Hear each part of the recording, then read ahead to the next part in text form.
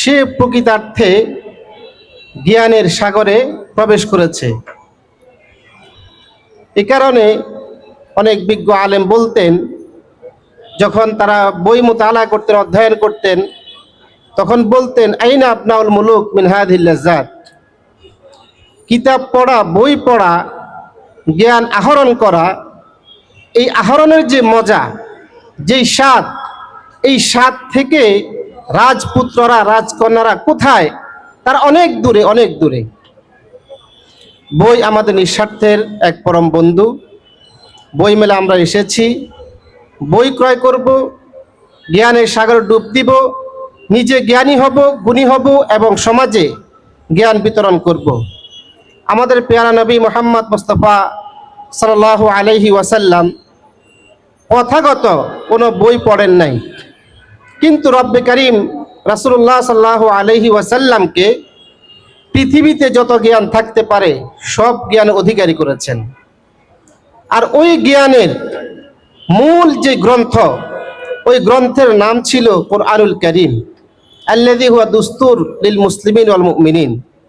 কুরআনুল কারীম আমাদের মহাগ্রন্থ আল কোরআন, এটা প্রথম বই।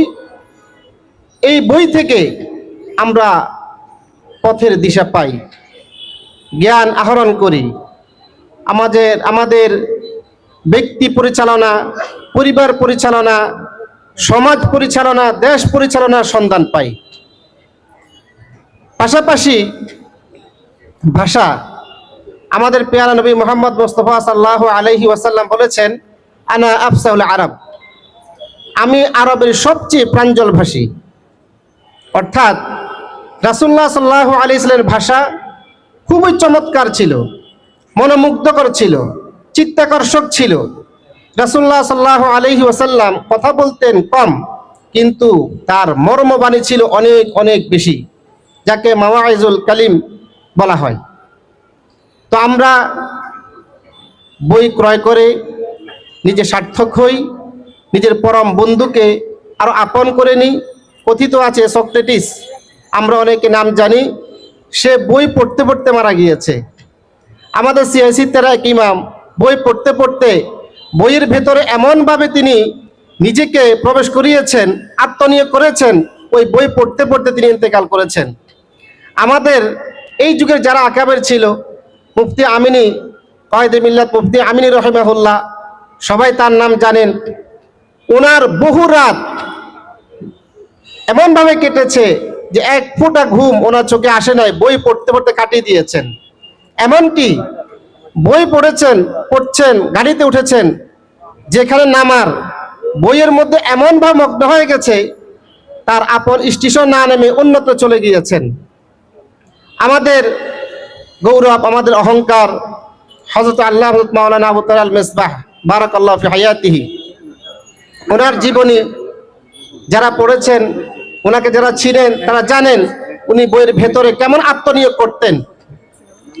উনি একটা বই পড়েছেন আল্লামা নদভী রাহিমাহুল্লাহর মাজা খাসিরুল আলাম বিল হিতাতুল মুসলিমিন। এই বইখানা উনি পটিয়া মাদ্রাসার সাবেক প্রিন্সিপাল আল্লামা হারু ইসলামাদি রাহিমাহুল্লাহ থেকে উদ্ধার করে নিয়েছেন। বইয়ের প্রতি ওনার এত আগ্রহ মার্কেটে পাওয়া যায় না। ওস্তাদকে বলছেন, ওস্তাদ বইটা আমাকে দিন, আমি পড়ে আবার আপনাকে ফেরত দিব। হারু ইসলামাদি রাহিমাহুল্লাহ ওনাকে বইখানা দিয়েছেন। মিসবাহ সাহেব দামাত বারাকাতুহুর জীবনীতে আছে, উনি পটিয়া মাদ্রাসা থেকে বইখানা হাতে নিয়ে রেলে উঠেছেন, ট্রেনে উঠেছেন, ট্রেনের মধ্যে বই পড়া শুরু করেছেন। এই বই পড়তে পড়তে পড়তে পড়তে কমলাপুর স্টেশনে আসছে, কিন্তু বই পড়া শেষ হয় নাই। স্টেশনে নেমে গেলে সাধারণত মানুষ নিজে চলে যায়, বাড়িতে চলে যায়, কিন্তু উনি ট্রেন থেকে নেমে কমলাপুর স্টেশন মসজিদে ঢুকে এই মাজা খাসিরুল আলাম বিল হিতাতুল মুসলিমিন এই বইখানাকে একেবারে শেষ পর্যন্ত পড়ে এরপরে বাড়িতে গিয়েছেন।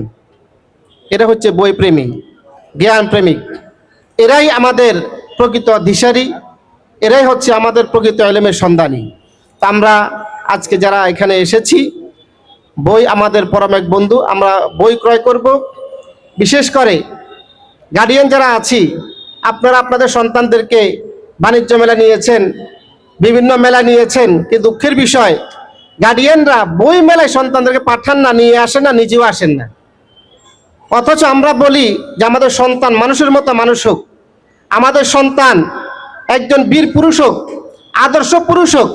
তো আদর্শ পুরুষ হওয়ার জন্য, বীর মুজাহিদ হওয়ার জন্য, দেশপ্রেমিক হওয়ার জন্য, দেশের অতন্দ্র প্রহরী হওয়ার জন্য যেই বই দিলে এটা হবে, সে বই আমরা উপহার দিই না। কাপড় ক্রয় করি, জুতা ক্রয় করি, বিভিন্ন প্রসাধনী ক্রয় করি, কিন্তু সবচেয়ে বড় প্রসাধনী যে বই, সেটা আমরা জানি না, উপহারও দিই না।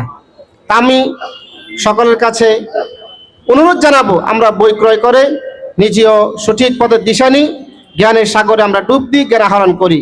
বিশেষ করে এই বই মেলা ফেনীর ইতিহাসে প্রথম, যারা আয়োজন করেছেন আয়োজকবৃন্দের প্রতি থাকলো আন্তরিক অভিনন্দন, শুভেচ্ছা। পাশাপাশি সহযোগী দর্শক আগত সবার প্রতি রয়েছে আমাদের প্রীতি, ভালোবাসা ও শুভেচ্ছা। আসসালামু আলাইকুম ওয়া রাহমাতুল্লাহি ওয়া বারাকাতুহু। অসংখ্য ধন্যবাদ মুফতি আলাউদ্দিন নুরী সাহেবকে। সম্মানিত উপস্থিতি, 5 দিন ব্যাপী বইমেলা 2025-এর সমাপনী দিবসে আমরা একদম শেষ পর্যায়ে এসেছি। আজকে আমাদের অত্যন্ত গুরুত্বপূর্ণ একটি এজেন্ডা এখন রয়েছে। ফেনী সাহিত্য ফোরাম আহ্বায়ক কমিটি এতদিন পর্যন্ত দায়িত্ব পালন করে আসছে। আহ্বায়ক কমিটি এত সুন্দর একটি বইমেলা ফেনীবাসীকে উপহার দিয়েছে। আজকে ফেনী সাহিত্য ফোরামের পূর্ণাঙ্গ কমিটি ঘোষণা করবেন। কমিটি ঘোষণা অনুষ্ঠানে উপস্থিত রয়েছেন